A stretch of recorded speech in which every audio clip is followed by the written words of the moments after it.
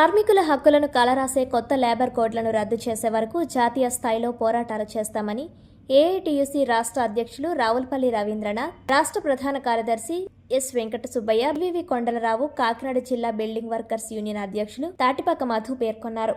శనివారం కాకినాడ సూర్యకళా మందిరంలో ఏఐటీయూసీ ప్రథమ మహాసభలు ప్రారంభమయ్యాయి.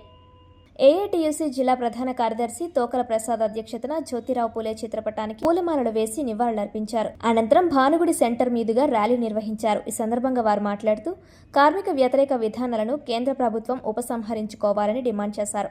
పాత కార్మిక చట్టాలను పునరుద్ధరించాలని డిమాండ్ చేశారు.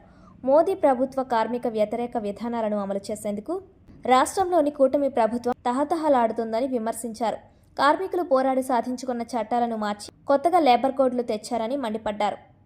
తిరుపతిలో 26, 27, 28 తేదీలలో మహాసభలు జరుగుతున్నాయని, ఈ సభలో కార్మికుల సమస్యలపై పలు తీర్మానాలు చేయడం జరుగుతుందన్నారు. ఈ కార్యక్రమంలో బొబిలి శ్రీనివాస్, టి అన్నవరం, కసింకోట కిషోర్, పెద్దిరెడ్డి సత్యనారాయణ, కె బోడకొండ, లక్ష్మీనారాయణ తదితరులు పాల్గొన్నారు.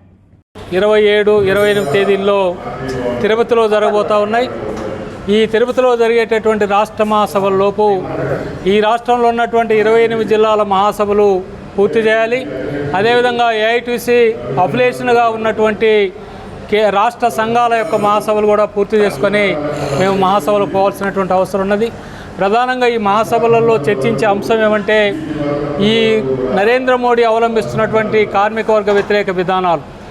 100 సంవత్సరాల క్రితం కార్మికుల హక్కులను రక్షించేటటువంటి 1926లో trade union act 1926 trade union యాక్టులో సమ్మె చేసే హక్కు, యూనియన్లు పెట్టుకునే హక్కు, పారిశ్రామిక వివాదాల చట్టము, కార్మికులకు పని భద్రత, పని గంటలు, మహిళలు పగటిపూట పనిచేయాలనేటటువంటి అంశాలు ఇవన్నీ కూడా ఆ చట్టాల్లో పొందుపరిచాయి. రాజ్యాంగంలో డాక్టర్ బిఆర్ అంబేద్కర్ గారు వీటన్నిటిని కూడా రాజ్యాంగంలో పొందుపరిచారు. అయితే 100 సంవత్సరాల తర్వాత, అంటే ఇలా 2026లో ఉన్నాం, 100 సంవత్సరాల తర్వాత, ఇన్ని సంవత్సరాల తర్వాత సాధించుకున్నటువంటి హక్కులన్నింటినీ కూడా కాలరాసే విధంగా, కార్పొరేట్ శక్తులకు ఉపయోగపడే విధంగా, పెట్టుబడిదారులకు ఉపయోగపడే విధంగా, కార్మిక వర్గ హక్కులని భంగం కలిసే విధంగా 4 లేబర్ కోడ్లు నరేంద్ర మోడీ గారు ఈ ఏప్రిల్ 1వ తేదీ నుంచి అమలుకి ఆదేశాలు జారీ చేశారు. నా పేరు ఎస్ వెంకట సుబ్బయ్య, ఏఐటీయూసీ రాష్ట్ర ప్రధాన కార్యదర్శి. ఈరోజు నరేంద్ర మోడీ తీసుకొచ్చినటువంటి 4 లేబర్ కోడ్లు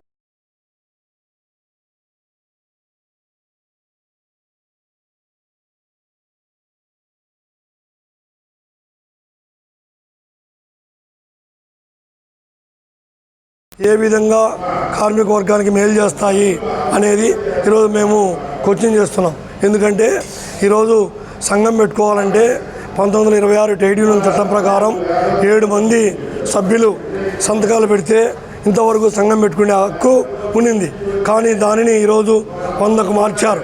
100 మంది లేబర్ ఆఫీస్ కాడికి పోయి సంతకాలు పెట్టాలంటే సాధ్యపడుతుందా? మరి ఎట్లా సాధ్యపడుతుంది? సంఘం పెట్టుకోవాలంటే అలివవుతుందా? కాబట్టి ఇది చాలా దుర్మార్గం. అదేవిధంగా ఈరోజు ఏదైనా కానీ సమ్మె చేయాలంటే 14 రోజుల ముందు ఇప్పటి వరకు నోటీస్ ఇస్తే సమ్మె చేయొచ్చు. కానీ దాన్ని ఈరోజు 60 రోజులకు మార్చారు. 60 రోజుల ముందు ఏదైనా ఒక సమస్య తీర్చాలంటే 60 రోజుల ముందు యాజమాన్యాలకు నోటీస్ ఇవ్వాలంట. మరి ఎట్లా సాధ్యపడుతుంది? ఈరోజు ఇది దుర్మార్గం, చాలా అన్యాయం. కాబట్టి ఈ లేబర్ కోడ్లు ఎట్టి పరిస్థితులలో కార్మికులకు మేలు చేయవు, చాలా కీడు చేసేది తప్ప. ప్రతినిధులుగా పాల్గొనడం జరిగింది. ఈ కాకినాడ జిల్లాలో ఏఐటీసీని మరింత ముందుకు తీసుకెళ్ళడానికి మేము పోరాటం చేస్తున్నాం. అలాగే కార్మిక వ్యతిరేక 4 లేబర్ కోడ్స్ను తక్షణమే రద్దు చేయాలి. కార్మికుల యొక్క రక్త మాంసాల శ్రమను దోచిపెట్టేందుకే మోడీ కార్మిక వ్యతిరేక 4 లేబర్ కోడ్స్ను తీసుకురావడం జరిగింది. 4 లేబర్ కోడ్స్ని తక్షణమే రద్దు చేయాలి. 29 కార్మిక చట్టాలను అమలు చేయాలి. కనీస వేతనాలు 26,000 రూపాయలు అమలు చేయాలి. ఉద్యోగ భద్రత కల్పించాలి. కాంట్రాక్ట్ అవుట్సోర్సింగ్ కార్మికులు పర్మనెంట్ చేయాలి. తదితర డిమాండ్ల సాధనకే ఈ వేదిక కాబోతుందని చెప్పేసి మహాసభలో వేదికగా ఉంటున్నాయి. ఈ ఉద్యమాన్ని, కార్మిక సమస్యల మీద ఏఐటీయూసీని మరింత ముందుకు తీసే విధంగా ఈ మహాసభలకు వేదిక కానున్నాయని ఈ సందర్భంగా తెలియజేస్తూ ఉన్నాం.